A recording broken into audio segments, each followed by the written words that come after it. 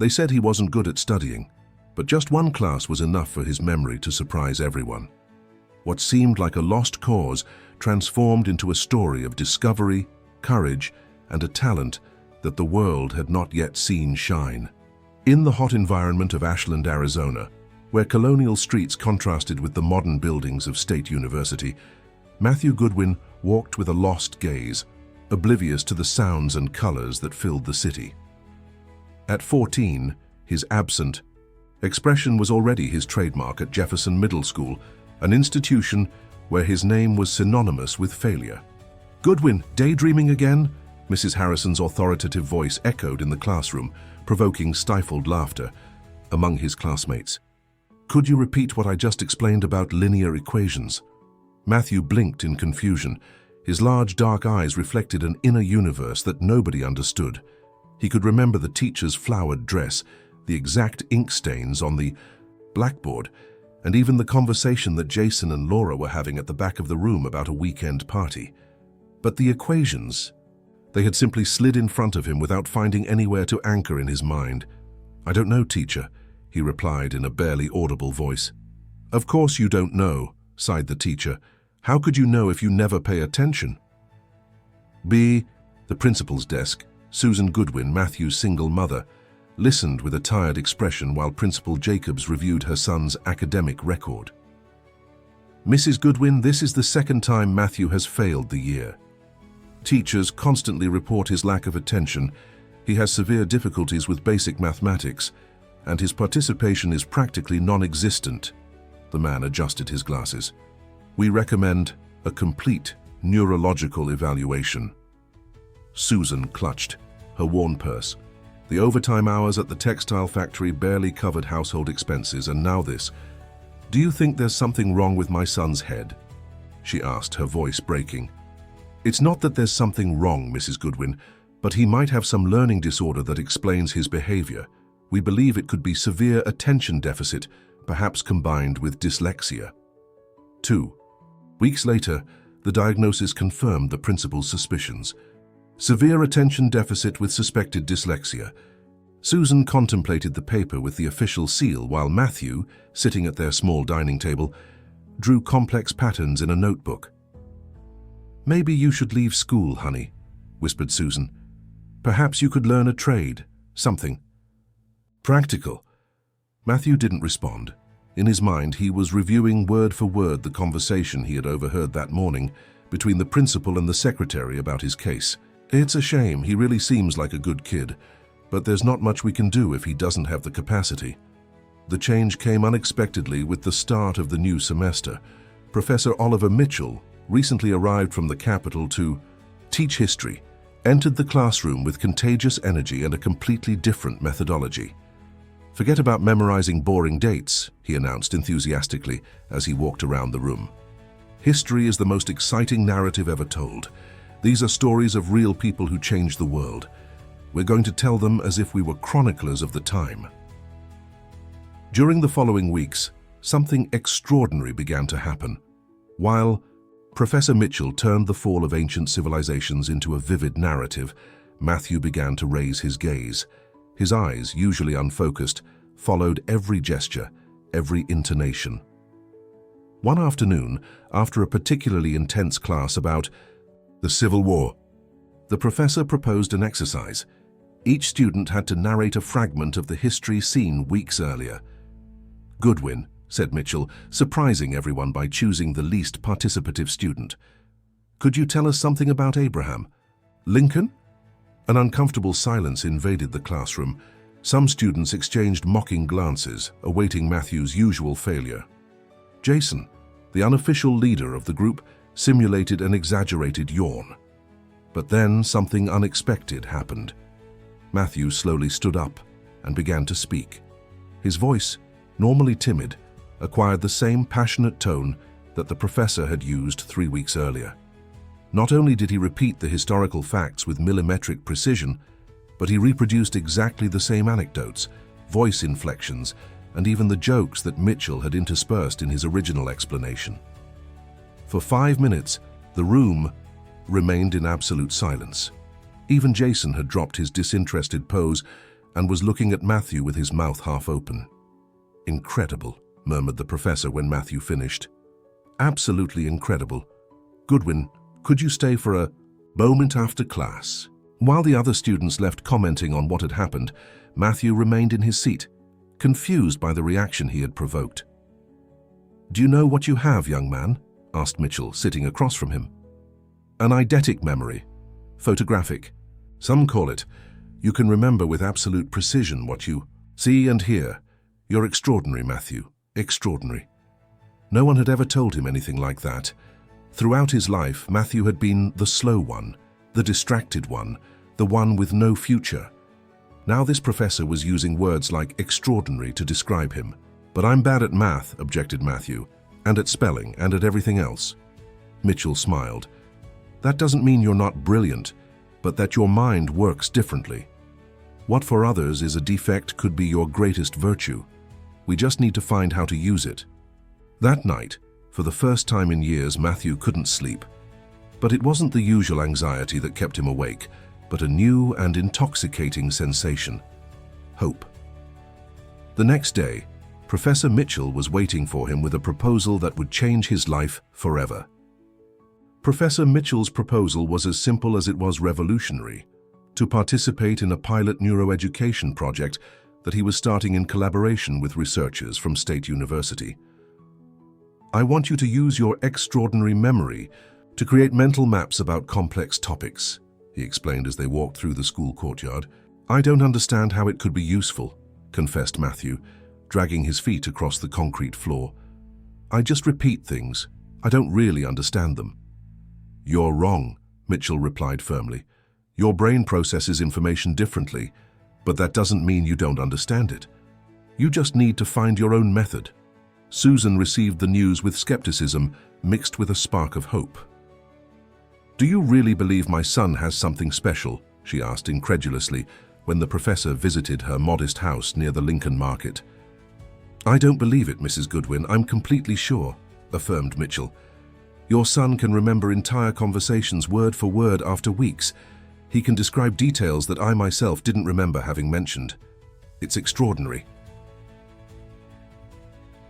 With reluctance, Susan agreed to let Matthew participate in the project, although she didn't sign any formal authorization, only gave her verbal consent.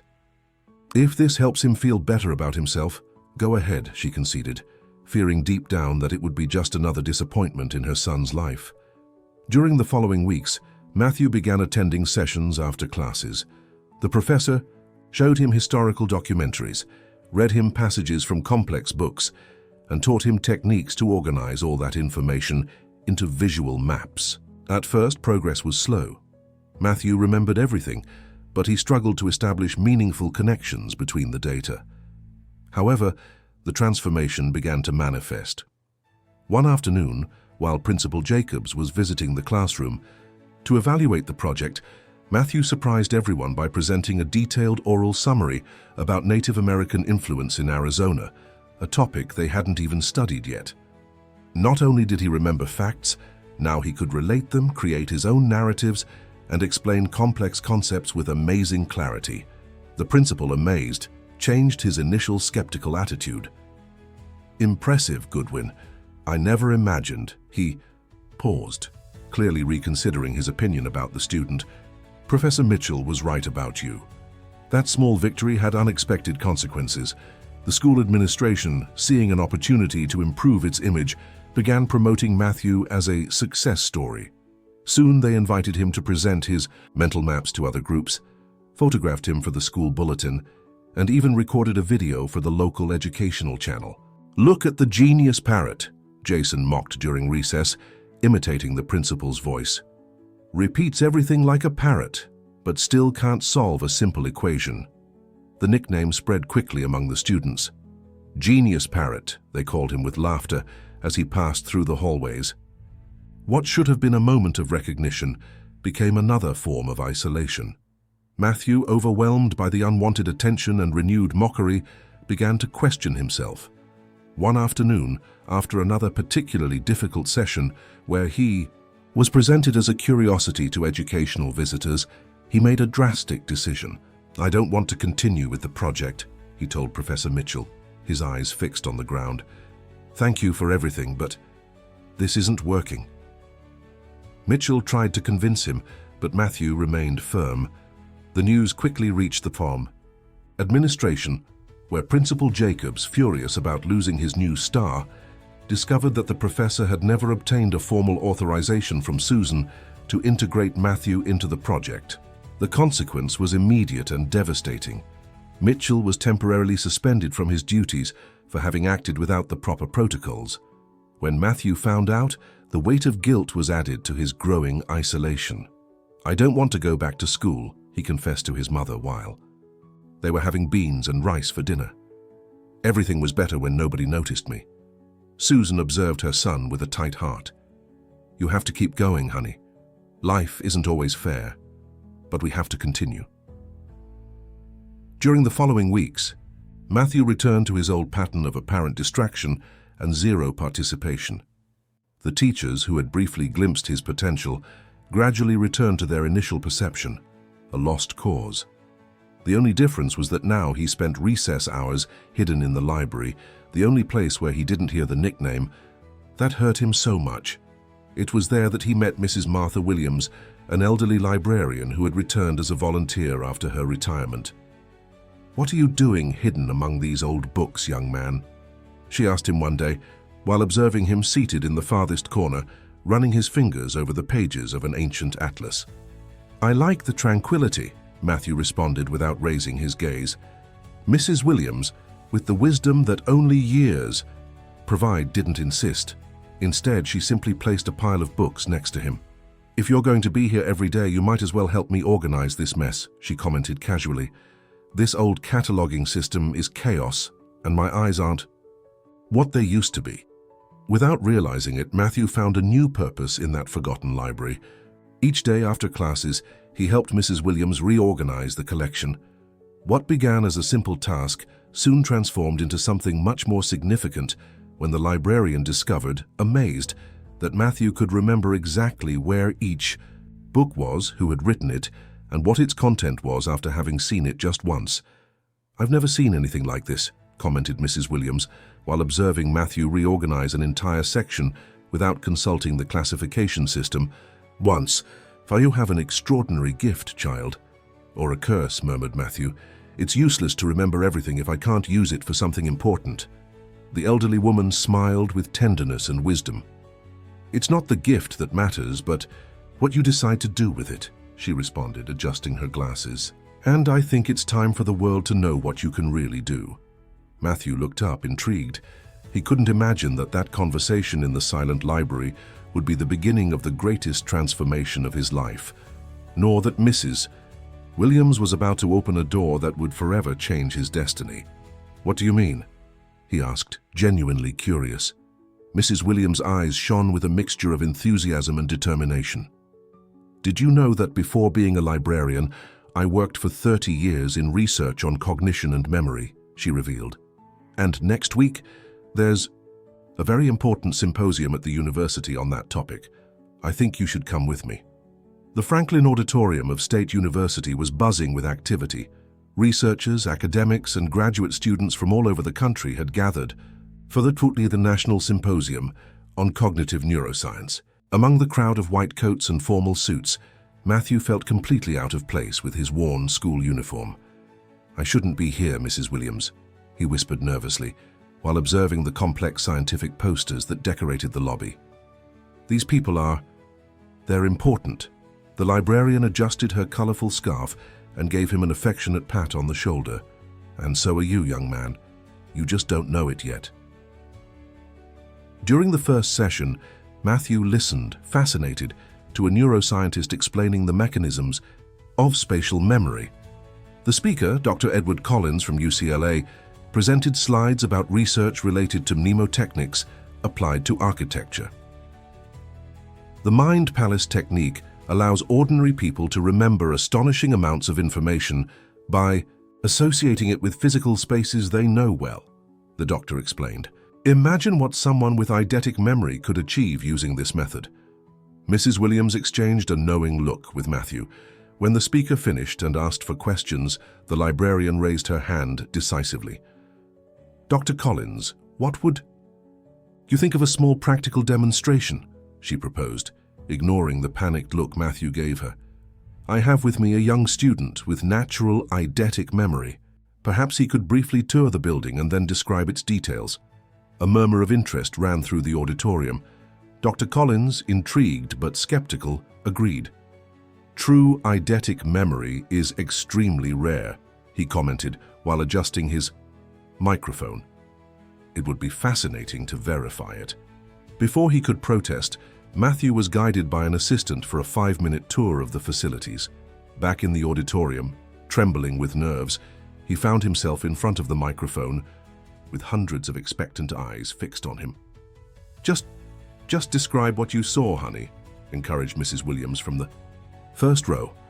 Matthew closed his eyes and breathed deeply. When he began to speak, his initially timid voice gained confidence. He described with millimetric precision each room, each hallway, each picture on the walls.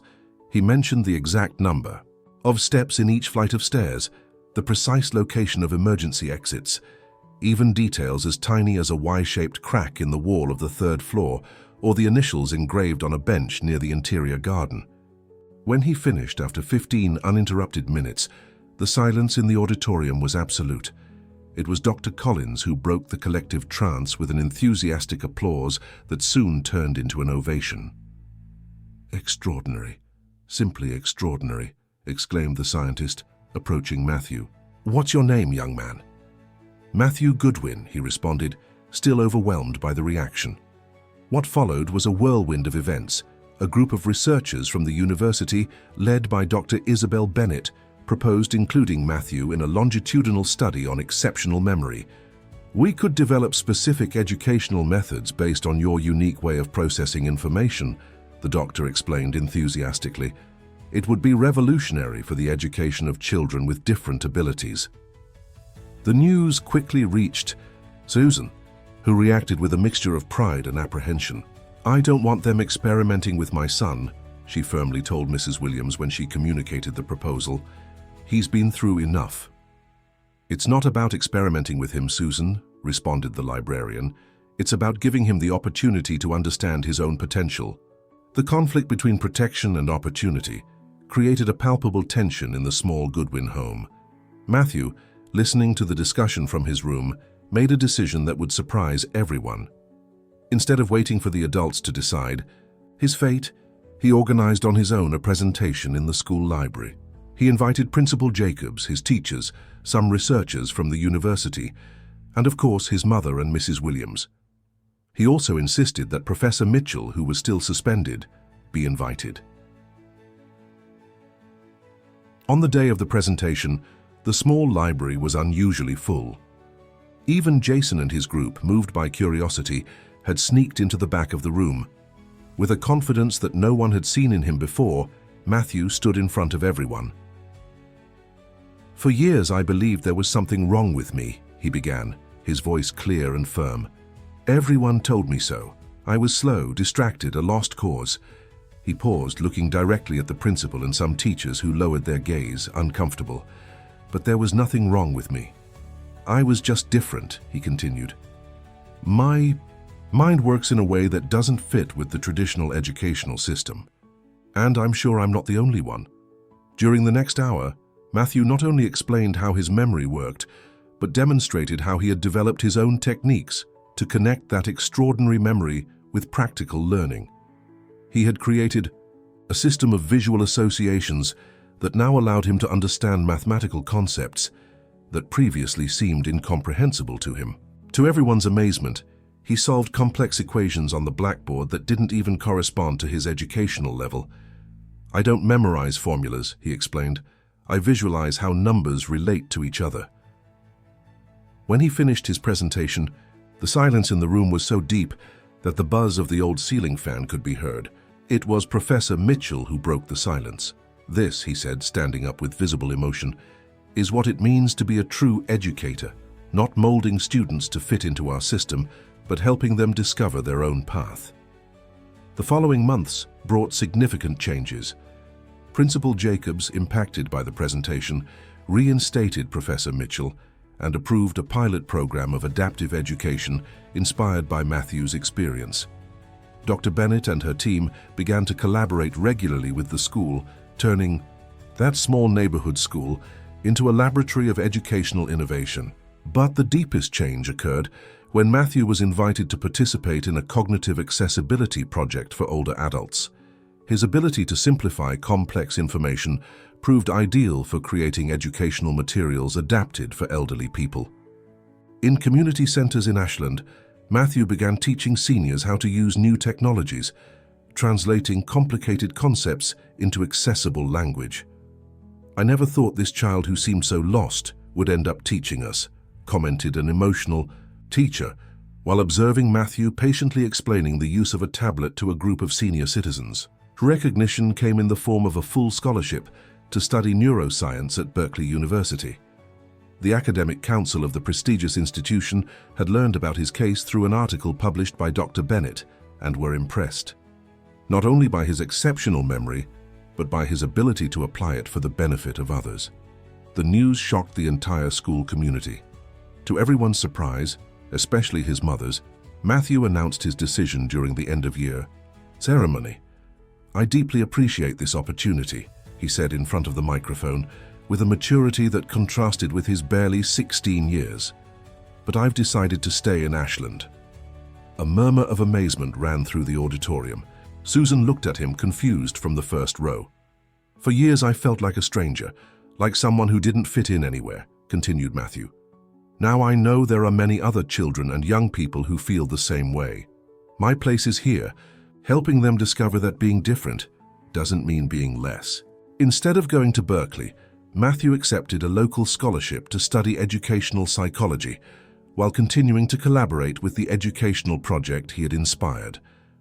With the support of State University, he founded a program called Different Minds, Bright Futures, where students with diverse cognitive profiles received specialized support.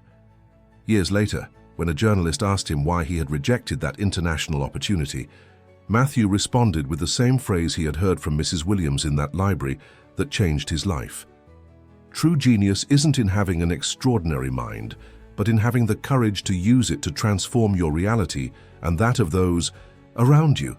That's the most important lesson I learned, and it's the one I try to transmit every day." Today, Matthew's program has helped hundreds of young people discover their own hidden talents. And every time a student arrives feeling like a failure and leaves recognizing their unique value, Matthew remembers his own path and smiles, knowing he made the right decision. Dear listeners, we hope that Matthew Goodwin's extraordinary journey has moved and inspired you. To continue discovering stories of overcoming and personal transformation like this one, we have prepared a special playlist, Extraordinary Minds. Find it by clicking on your left.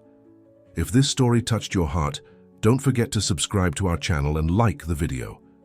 Each week, we bring new stories that celebrate the diversity of human talents and abilities. Do you know someone with an extraordinary mind like Matthew's? Tell us in the comments, and perhaps their story will be the next to inspire us all.